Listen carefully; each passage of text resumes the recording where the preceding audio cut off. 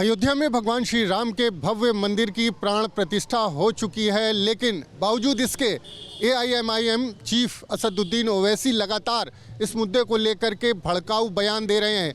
ओवैसी ने कहा है कि 6 दिसंबर को कोई सियासी जमात का आदमी 6 दिसंबर को क्यों याद नहीं करता और वो 6 दिसंबर को नहीं भूल सकते। उन्होंने कहा है कि लोग अपने माँ बाप को नहीं भूल सकते हैं, तो हम 6 दिसंबर को यानी बाबरी मस्जिद को कैसे भूल सकते हैं। हम इस वक्त प्रयागराज में मौजूद हैं, हमारे साथ कुछ लोग हैं, उनसे समझेंगे कि ओवैसी के इस बयान का क्या मतलब है। ये बताएं कि ओवैसी ने बयान दिया है कि लोग 6 दिसंबर को लोग कैसे भूल सकते हैं।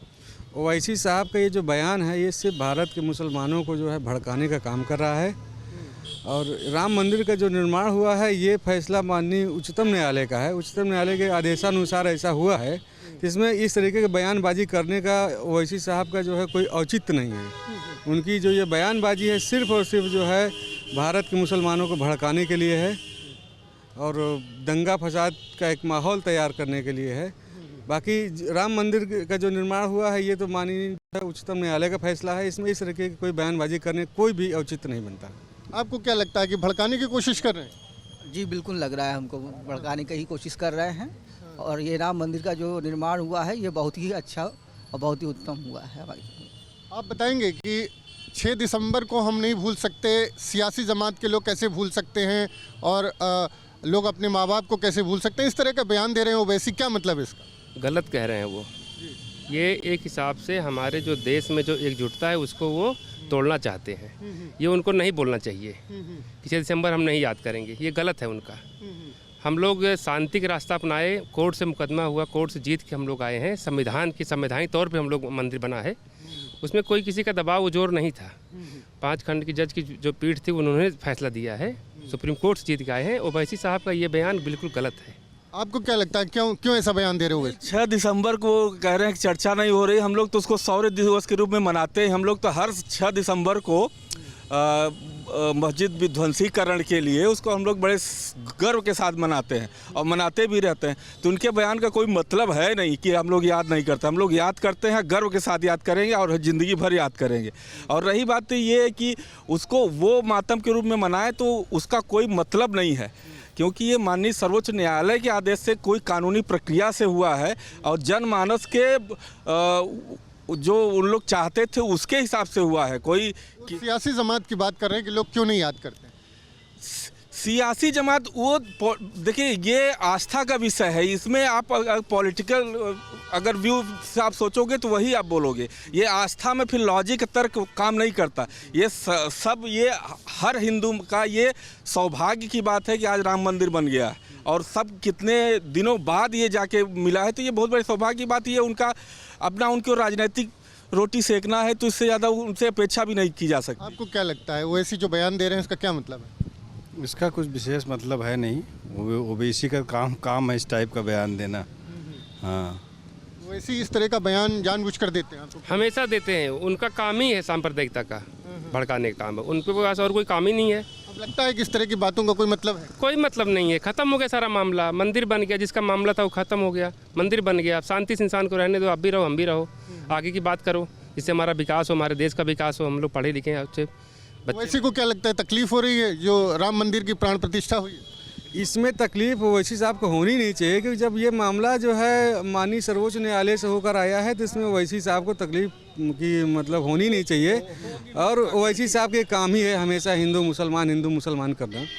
हाँ, बाकी राम मंदिर को लेकर के इस तरीके की बयानबाजी जो है ओवैसी साहब को कतई नहीं देना चाहिए। क्या करें? वही उनकी राजनीतिक मजबूरी है भाई। उनका एक सॉलिड वोट बैंक है, उसको खुश करने के लिए इस तरह का बयानबाजी उनका करना मजबूरी है। और वो जानते भी हैं कि इसके अलावा मेरे पास कोई बेस नहीं बचा है। जबकि कांग्रेस खुद कह रही है कि ये बीजेपी की बी पार्टी है। पहले वो उसको डिफाइन करें कि हम कांग्रेस का सपोर्ट कर रहे हैं कि नहीं कर रहे हैं, पहले इसको डिफाइन करें। बाकी इसका वो तो पॉलिटिकल पार्टीज को ही कह रहे हैं कि लोग कैसे भूल सकते हैं। नहीं, पॉलिटिकल कोई नहीं भूला है, सब उसको जो अपने अपने व्यू से सब लोग उसको याद करते हैं। ऐसा कोई भूला थोड़ी है, कौन भूला है? अपने माँ और बाप को कोई कैसे भूल सकता है, ये कह रहे हैं। अब ओवैसी साहब हैं, वो कुछ भी बोल सकते हैं, उनको तो बस फर्जी की बयानबाजी करना आता है।